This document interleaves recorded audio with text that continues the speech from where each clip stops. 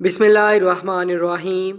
रवायत है कि जब नमरूद ने अपनी सारी कौम के रूबरू हज़रत इब्राहीम अलैहिस्सलाम को आग में फेंक दिया तो ज़मीन व आसमान की तमाम मखलूक़ात चीख मार मार कर बारगाह खुदाबंदी में अर्ज़ करने लगीं कि खुदाबंद, तेरे खलील आग में डाले जा रहे हैं और उनके सिवा ज़मीन में कोई और इंसान तेरी तौहीद का अलमबरदार और तेरा पुरस्तार नहीं, लिहाजा तू हमें इजाज़त दे कि हम इनकी अमदाद व नुसरत करें। तो अल्लाह ताला ने फरमाया कि इब्राहीम मेरे खलील हैं और मैं उनका माबूद हूँ।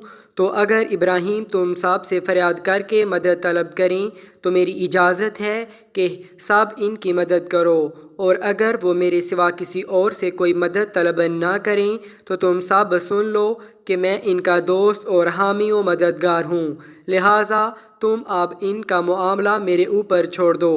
इसके बाद आपके पास पानी का फरिश्ता आया और कहा कि अगर आप फरमाएं तो मैं पानी बरसाकर इस आग को बुझा दूं। फिर हवा का फरिश्ता हाजिर हुआ और इसने कहा कि अगर आपका हुक्म हो तो मैं ज़बरदस्त आंधी चलाकर इस आग को उड़ा दूं। तो आपने इन दोनों फरिश्तों से फरमाया कि मुझे तुम लोगों की कोई ज़रूरत नहीं, मुझको मेरा अल्लाह काफ़ी है और वही मेरा बेहतरीन कारसाज है। वही जब चाहेगा और जिस तरह इसकी मर्ज़ी होगी मेरी मदद फरमाएगा। एक रवायात में ये भी आया है कि जब काफरों ने आपको आग में डाला तो आपने उस वक़्त ये दुआ पढ़ी, ला इलाहा इल्ला अंता सुबहानका लका हम्दु लका मुल्कु ला शरीका लक। और जब आप आग के शोलों में दाखिल हो गए तो हज़रत जिब्राईल अलैहिस्सलाम तशरीफ़ लाए और कहा कि ए खलीलुल्लाह, क्या आपको कोई हाजत है? तो आपने फरमाया कि तुमसे कोई हाजत नहीं है। तो हज़रत जिब्राईल अलैहिस्सलाम ने कहा कि फिर खुदा ही से अपनी हाजत अर्ज़ कीजिए। तो आपने जवाब दिया कि वो मेरे हाल को खूब जानता है, लिहाजा मुझे उससे सवाल करने की कोई ज़रूरत ही नहीं है। उस वक़्त हज़रत इब्राहीम अलैहिस्सलाम की उम्र शरीफ 16 या 20 बरस की थी।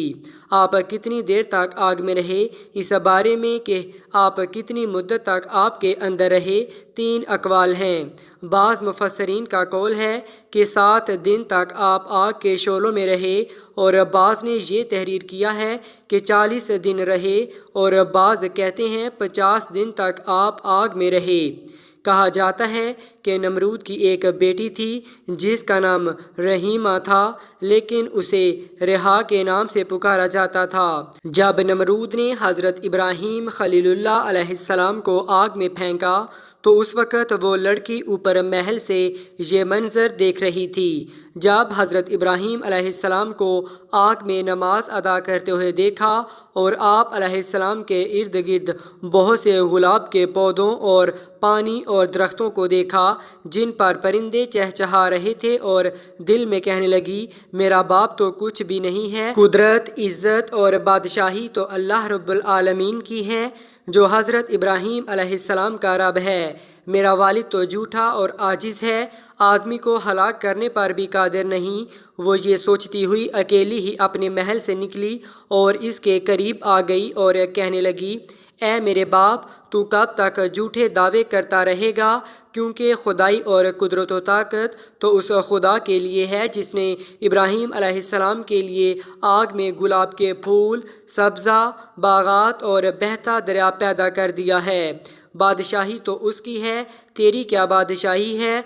तू तो एक आदमी को गजिंद पहुँचाने से आजिज़ है और इस पर कादिर नहीं। साथ ही इसने कलमा पढ़ा और इसका लानती बाप ये बात सुनकर गुस्से में आ गया और उसे कहने लगा, अपने दीन से फिर जा, अपनी जान पर जुल्म न कर, वरना तुझे ऐसी सज़ा दूंगा कि दुनिया वाले इससे इबरत हासिल करेंगे। इसने कहा, मैं दीन हक़ को हरगिज़ नहीं छोड़ूंगी और ना ही अपने रब की नाफरमानी करूंगी, तू जो चाहे कर ले। इसने ये सुनकर अपने कारिंदों को हुक्म दिया तो उन्होंने इसके कपड़े उतार दिए और उसे पीटना शुरू कर दिया, लेकिन वो अपने दीन से ना फिरी। फिर नमरूद ने इसके दोनों हाथ काट देने का हुक्म दिया। इसके कारिंदों ने इसके दोनों हाथ काट दिए, लेकिन इस अल्लाह की बंदी ने उफ तक भी ना की। फिर नमरूद ने उसे मुख्तलिफ सज़ाएँ दीं, लेकिन वो अपने दीन पर डटी रही।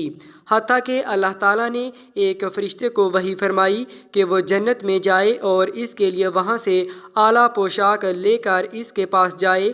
وہ فرشتہ پوشاک لے کر اس کے پاس گیا، وہ پوشاک اس کو دے دیا اور ساتھ ہی اپنے نورانی پر اس کے بدن پر ملے تو اس کے تمام زخم اللہ کے حکم سے درست ہو گئے۔ اس نے وہ پوشاک پہن لی، پھر ایک تیز ہوا آئی اور اسے اڑا کر انجانے مقام پر لے گئی، جس کے بارے میں اللہ تعالیٰ ہی بہتر جانتا ہے۔